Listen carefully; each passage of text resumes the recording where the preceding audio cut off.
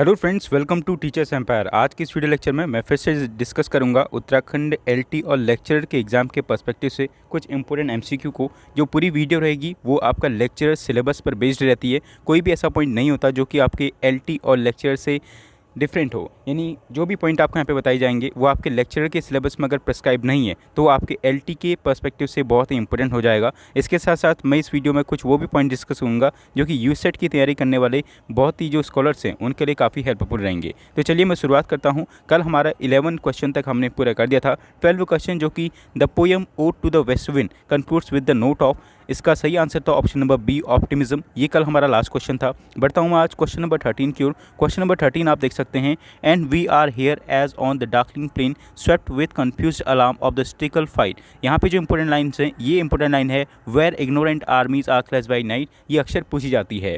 ये जो लाइन्स हैं वो मैथ्यू अर्नोल्ड की पोएम की हैं, जो कि मैथ्यू अर्नोल्ड जो कि विक्टोरियन एज के राइटर हैं और ये आपके लेक्चरर के सिलेबस में प्रिस्क्राइब्ड हैं। तो जिसका सही आंसर है ऑप्शन नंबर डी, जो आपकी डोवर बीच नाम की पोएम है। ये उस पोएम में आपकी लाइन्स आती हैं और इसमें किसी भी प्रकार के ऐसे वॉर की बात नहीं हुई है। क्वेश्चन नंबर 14 की ओर बढ़ता हूँ। क्वेश्चन नंबर 14 है, the model of the character Alice Winterton in the essay dream children a reverie is. जो आपका ड्रीम चिल्ड्रन अ रेवरी जो कि किसका ऐसे है, चार्ल्स लैम्ब का ऐसे है, उसमें एक करेक्टर है जिसका नाम है आपका एलाइस विंटरटन। तो आपसे पूछ रहा है कि उसका असली नाम क्या है और ये करेक्टर किस करेक्टर पे बेस्ड है।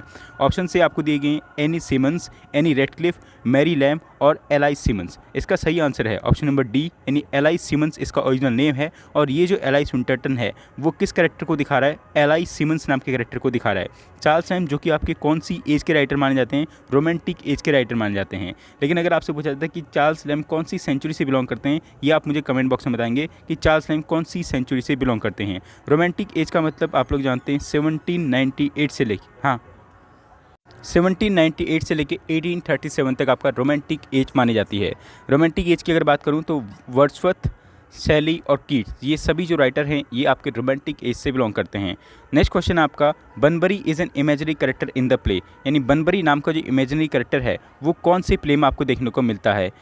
ऑप्शंस आपको दिए गए हैं इसमें। पहला जो ऑप्शन है वो है आपका द राइवल्स, इसके साथ साथ दूसरा ऑप्शन है सलून, तीसरा है इम्पोर्टेंस ऑफ बीइंग अननेस्ट, चौथा है आपका द एप्पल कार्ट। इसका जो सही आंसर है इम्पोर्टेंस ऑफ बीइंग अननेस्ट नाम के प्ले में हमको बनबरी नाम का करेक्टर देखने को मिलता है। अब जो इम्पोर्टेंस ऑफ बीइंग अननेस्ट नाम का प्ले है ये किस राइटर का है, ऑस्कर वाइल्ड का है। किस राइटर का है, ऑस्कर वाइल्ड का है। और ऑस्कर वाइल्ड एक आयरिश राइटर हैं। कैसे राइटर हैं, आयरिश राइटर हैं। लेकिन अगर आपसे पूछता है क्या ये एक एंग्लो आयरिश राइटर हैं, उसका गलत आंसर होगा, बल्कि ये आयरिश एंग्लो राइटर हैं। कैसे राइटर हैं, आयरिश एंग्लो राइटर हैं। इसका मतलब ये इनका जो पूरी जो इनकी जीवन था वो हुआ तो आपका आयरिश में ही, ये पैदा भी हुए, लेकिन जो 1890s के दौर में ये लंदन में काफ़ी फेमस हुए। कहाँ, लंदन ब्रिटिश में काफ़ी फेमस हुए, इसलिए इनको हम लोग आयरिश इंग्लिश राइटर के नाम से भी जानते हैं।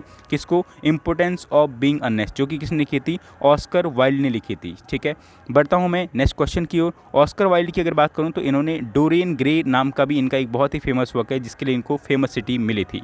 ठीक है, बढ़ता हूँ नेक्स्ट क्वेश्चन जो कि आपका दिया गया है, the poem the widower is dedicated to dash by Hawkins. इससे पहले मैं इसको ऑप्शंस आपको डिस्कस कर दूं। जो आपका द एप्पल कार्ट है ये जीबी शॉ का एक बहुत ही इंपॉर्टेंट वर्क है जो कि पूछा जाता है आपके लेक्चर के एग्जाम में। द राइवल्स किसका है, आरबी शेरिडन का वर्क है। आरबी शेरिडन का वर्क है, जो यूसेट वाले वो ध्यान देंगे, आरबी शेरिडन का वर्क है कौन सा, द राइवल्स। ठीक है, नेक्स्ट क्वेश्चन मैं अभी पढ़ रहा था जो कि है the poem the widowers is dedicated to dash by Hawkins. जो विडोवर नाम की पोएम है जो कि किसकी है, जी.एम. हॉपकिंस की है। किसकी है, जी.एम. हॉपकिंस की है। आप मुझे कमेंट बॉक्स में जी.एम. हॉपकिंस का पूरा नाम लिख के बताएंगे।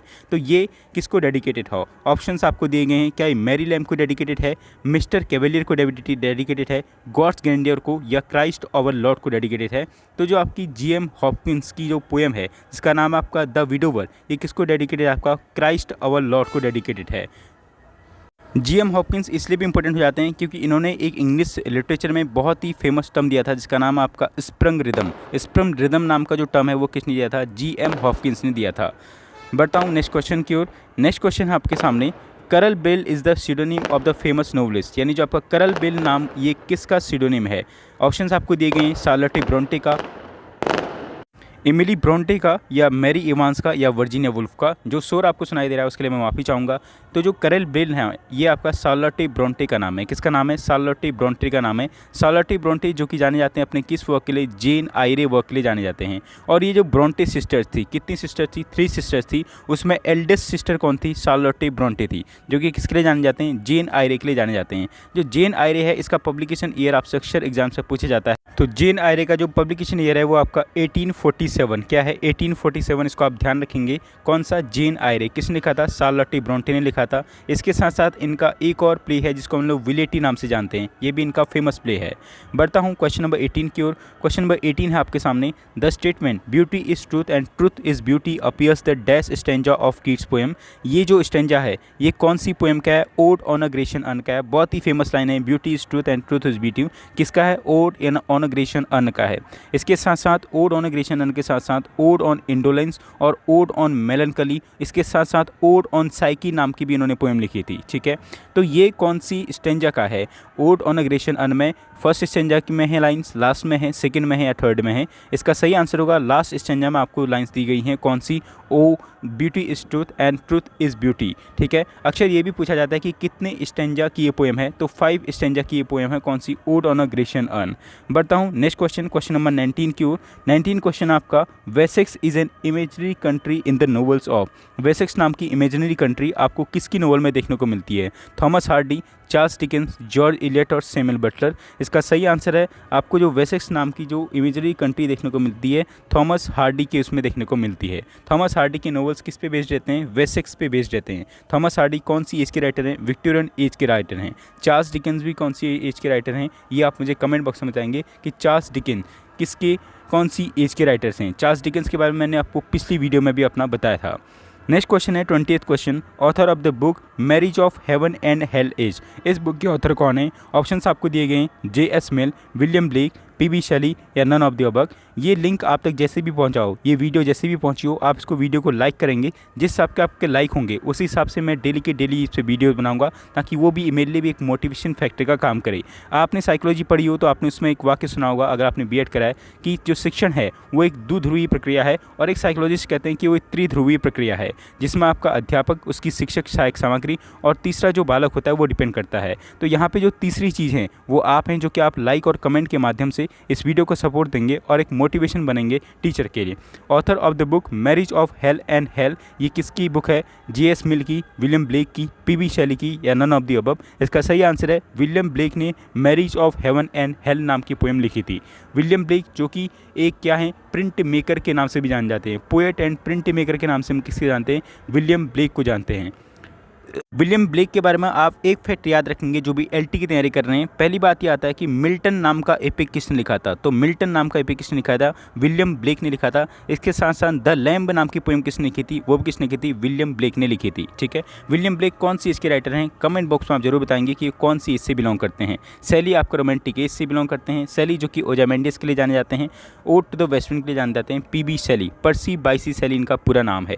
John Stuart Mill, J.S. मिल का पूरा नाम है।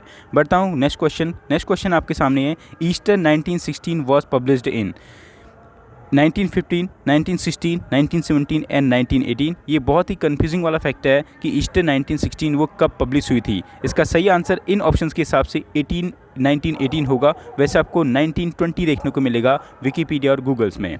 तो ये थे आज की वीडियो के कुछ क्वेश्चंस। नेक्स्ट क्वेश्चन मैं डिस्कस करूंगा अपनी अगली वीडियो में।